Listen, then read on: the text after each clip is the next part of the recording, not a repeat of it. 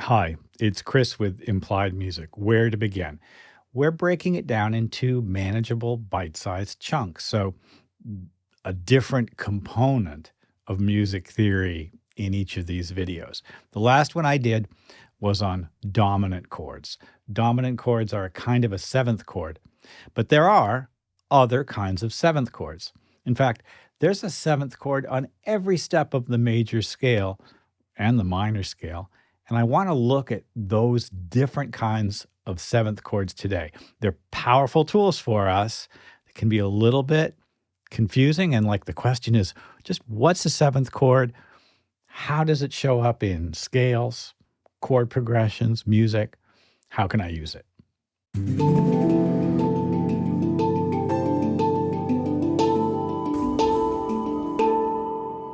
Well, a seventh chord is a dissonant chord. It can, if when you play all of the notes, and here's a C major 7 chord, have a kind of an elegant quality. However, it does have in it a dissonant interval. And that dissonance is really important to the sound of the seventh chord. Every seventh chord has in it the interval of a seventh, and we'll talk about what that is in a second. Before I do, though, just a little housekeeping. Now's a great time to subscribe to the channel. If you've seen a couple of my videos and they're useful to you, subscribe. It helps the channel. It helps the community that we're building here, and I hope it'll help you to see more of these videos. Also, I'm contemplating my next step, a Patreon page, and an opportunity for me to create content that might not fit on YouTube or might just take more work and more time for me to prepare. So what kind of things would be useful for you? What kind of content do you feel you need in your music, or do you think might be entertaining at some level? Musically entertaining, please. So listen, let's jump into seventh chords. And if you haven't looked at my video about scales and triads, the diatonic chords of the major scale, maybe that's a good first step. Let's assume you've looked at it, but maybe a quick review before we take it that one step further into seventh chords. So just as a foundation, I'm basing what I'm talking about on the idea of the octave. The octave is a fundamental unit in music, and we divide the octave into 12 equal steps. Not every composer and musician does, but it's a really important way to start. And then the scale uses some of those notes in a pattern: whole step, half step, whole step, whole step, whole step, half step. That pattern is the major scale. And I can start anywhere and get a major scale using that pattern. It's really, really important. Now, we build triads and chords from scales most of the time. It's not the only way to do it, but in a lot of pop music and in classical music from the European tradition, the 18th century traditions, that's kind of where we begin.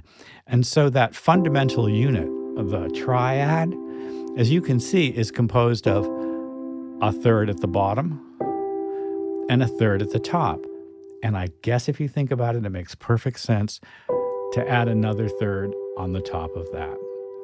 Every seventh chord is made of 4 notes like that, and those 4 notes each have a role. The bottom note is the root. Up a third is the third of the chord. It may be major or minor. This one's major. Up a third from there is the fifth. The fifth can be perfect, like the one that we're seeing here. On very rare occasions, it might be diminished. We'll talk about that in a moment. On top of that, we're going to add another interval, the interval of the seventh. And that seventh is, in this case, a fairly strongly dissonant interval. Every seventh chord is like that, and there's a seventh chord on every step of the scale, of any scale. Let's take a look at them.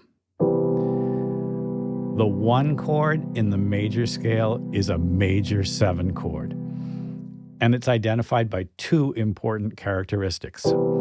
It's got a major third, the E in this case, and a major seventh. Look how the major seventh, B, is just a half step below the root of the chord, below the C. There's a C down here and a C up here. There's the major seven. That's why it sounds so spicy. The 1 chord is a major 7. As I go up to the 2 chord, I get a different quality of 7th chord. Now, the 3rd is minor. There's only 3 half steps between the root and the 3rd. There's the perfect 5th. And there's a 7th, and this is a minor 7th.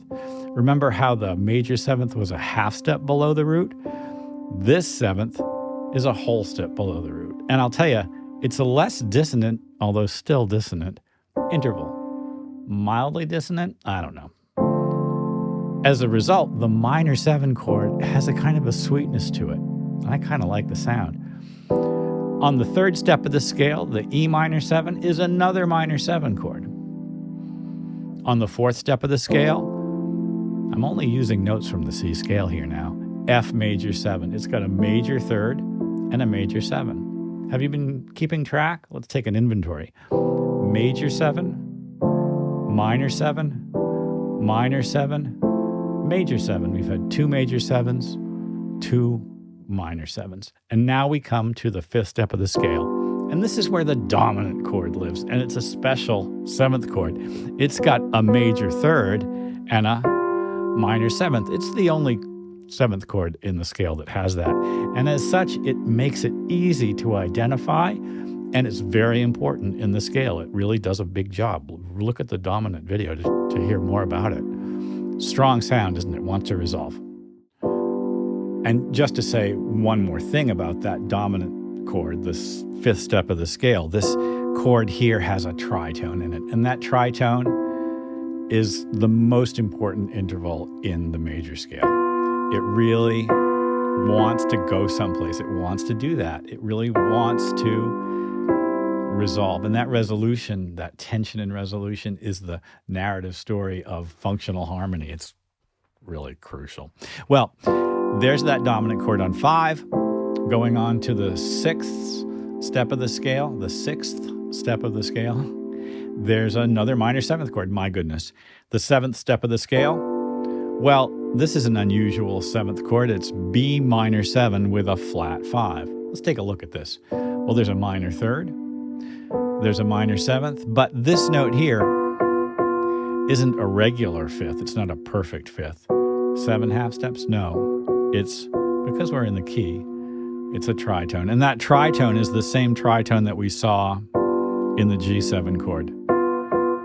G7 has this tritone. B minor 7 has this tritone. Great sounding chords, all of them. How can I use them? You can use your 7th chords in the same way that you use triads. And I'll show you what I mean. Let's take, for instance, a simple progression. 1, 5, 6, 4. We know from the inventory that we just took that the 1 chord is a major 7 chord, so C major 7. We know that the 5 chord is a dominant chord. We know that the 6 chord is a minor 7 chord, and the 4 chord is major 7. I just made all those chords 7th chords.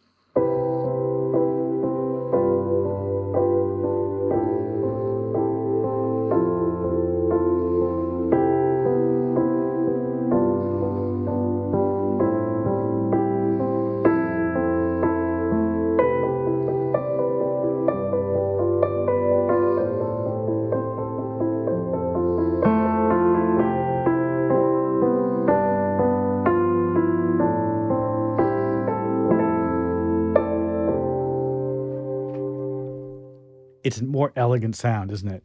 The added tone, the 7th, on the top of the triad gives us access to a more sophisticated tonal palette without really changing the function of the chord at all. 7th chords are everywhere in music, and you can have the 7th chords appearing that don't function quite like this. They might just be just beautiful examples of a sonority.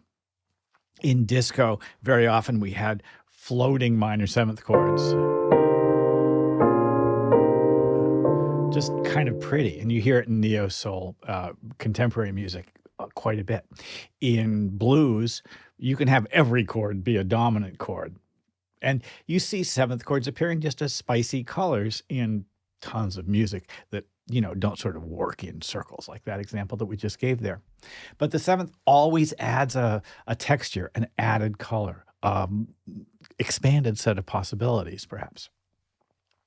In the future, we'll talk about how the thirds and the sevenths in seventh chords really do a lot of work for us. It's kind of beyond the scope of this discussion. But in the meantime, sit down at your piano or on your guitar and explore the seventh chords of the scales that you're interested in. The major scale has 4 types of seventh chords: the major 7 chord, the minor 7 chord, the dominant 7 chord, and the minor 7 flat 5 chord. Can you think of one other possibility? There is one. What if you had a minor third and a major 7? Right? What if there's a bunch of possibilities. What if you had a major third, diminished fifth, major 7? That's a spicy sound. Lots of possible seventh chords out there. Not all of them will feel normal to you, but try them out. Hey, I hope this has been useful. Like and subscribe. Now's the time to do it. I asked at the top of the video, and if you didn't do it then and you made it all the way to the end, there's a good reason to do it now. And listen, I'll see you next time.